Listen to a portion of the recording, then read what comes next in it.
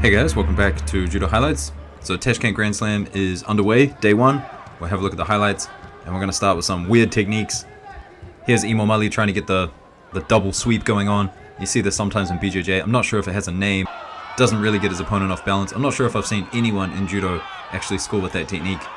And this one here by Abuladze, I want to call it the reverse Kanibasami. Now I know it's kind of like a Haraigoshi Makikomi, but it's very strange. Abuladze and Toroboyev, these guys are really good at this technique. Can't say that I'm a fan of it, but it's good to see new creative things in Judo. Now this is Smetov with an early Ippon, so we'll start talking about the results at under 60. Now Smetov, he was looking pretty good early on, obviously got through his first opponent here, and then came up against Chikvermiani, threw him twice, which was really good to see. But Smetov, a hard draw. After Chikvermiani, he had Sadalashvili, and that contest was a banger. It was really exciting. So Sadalashvili much younger, and Smetov of course at the end of his career. But it wasn't Sadalashvili that made a crucial mistake, it was actually Smetov, and we'll have a look at it. So this was earlier on, just outside of the tatami, no score here. And then this really nice exchange of judo, that was a huge koshiguruma, no score. And Smetov just continues the attack. Have a look at this kataguruma, Sadalashvili gets out of it. And then it was this here, this was the mistake by Smetov. So he locked up a kata sankaku. And if you didn't know, you're not allowed to throw people with this position.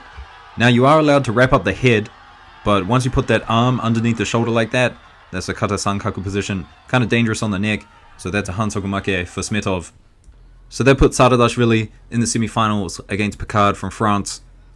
And Sadalashvili, look at this ashiwaza, very, very technical.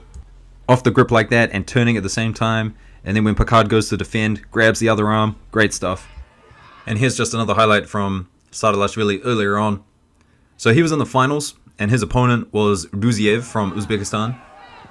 Now Ruziev, he did have a few throws throughout the day, but winning most of his contests by newaza, and he is an absolute beast on the ground. So have a look at this transition here. Gets the turnover from the butterfly hooks, and now watch what he's doing with his hands. And he's locking up a choke, and this is a Sode Guruma Jime. But at the same time, he's kind of maintaining that choking position, but also trying to escape the legs. So you can see here, just taking his time a little bit with the choke, and then he's not really getting it, so he's starting to think, okay, what am I going to do? I'll work on the legs, and you'll see his left ankle just post on the hips, which starts kind of the leveraging process. And as he starts to come out, that choke gets a little bit tighter, and you'll start to see the tap right there. So Ruziev, a real monster on the ground. Now this is in the final against Sadalashvili, and this is in the first 20 seconds of the contest, and you can see him really working hard to get that butterfly sweep going. Sadalashvili though does well to defend the first attempt, but sometimes if your newaza is just defensively not up to that level, I mean it's just inevitable really. So Sadalashvili goes in for a throw and goes down to the ground. And I was kind of thinking about this, I mean there's not a lot of time given to judo in newaza. It's kind of why we practice tachiwaza more, because in the game there's more opportunities to get scores with throws.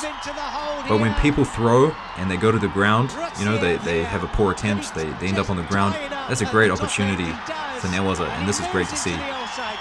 So Ruziev capitalized on Sadalashvili's mistake, gold medal for him, silver for Sadalashvili. Let's talk about the bronze medals. So on one side of the bracket we had Yildiz from Turkey, nice kataguruma here. This wasn't in the bronze medal contest though, he ended up winning by Shido against Verstraeten. And on the other side of the bracket we had Picard, so Picard lost to Sadalashvili, came through the repechage. And Picard's looking good, I think he's going to be kind of one of the bigger names for France in the coming years. He's still got some gaps in his game, I think he needs to get a little bit stronger maybe. But anyway, this is against Bliev in the final, and it's probably the worst time to change cameras ever, because I have no idea what happened. Just as the camera angle changed, I mean Bliev was on his back. So I guess it's a Seoi Otoshi, but anyway, Picard, he took one of the bronze medals, great work. And the last thing I'll say about under 60, Kondor, he ended up going out early to Zaybekov, one of the Russians. Verstraeten took him out, so I don't know, Kondor, I thought he would do better. He hasn't had the best results on the IGF tour recently, so we'll see how he does in the future. Under 66 now, and we'll start talking about the guys who won bronze medals. The first one, Lima. Lima, he's a pretty good judoka, really exciting to watch. I recommend you go and watch his fight against Maruyama, although it's kind of Maruyama who's the star in that fight, but Lima always puts up a good fight. So he made it through to the semi-final and came up against Shumailov from Israel. Now a lot of these Israeli fighters, I mean, obviously considering the circumstances, haven't seen them much recently, but Shumailov, he is just a massive guy, strong, took out Lima there. And then Lima going through the repechage, getting this kind of awkward score here against Nuraliyev for a bronze medal. Now what do you guys think about this score? In my opinion, I think Nuraliyev, I mean, he went to the ground. He didn't get picked up by Lima. He had all four limbs on the ground, so isn't it technically newaza?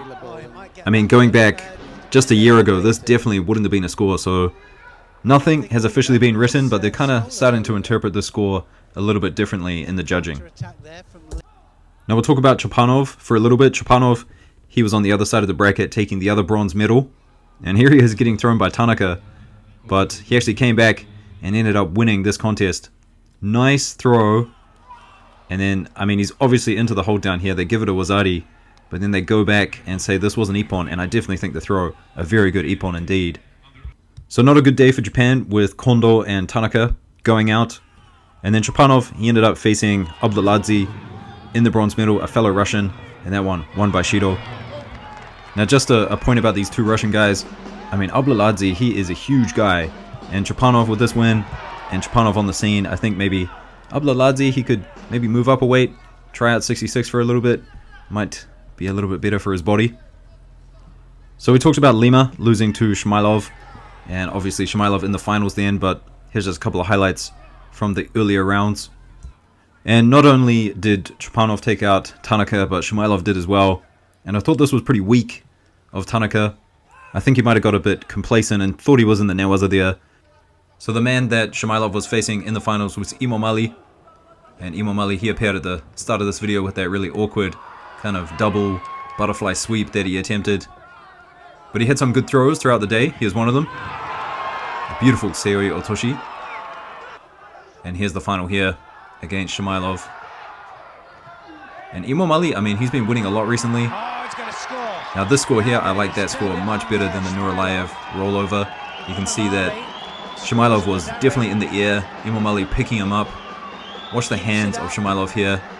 No hands on the mat as he goes for the score. So that's a great score. Wazari for him. And a gold medal. Under 48 now, and this is the gold medal contest against Gilyazova and Abuz Hakinova. Really nice Ochigari counter to the pickup here. Moving on to the bronze medal contests, and we had Babulfath from Sweden. Nice newaza transition here. Good squeeze on the head, and then just looking to get that knee outside.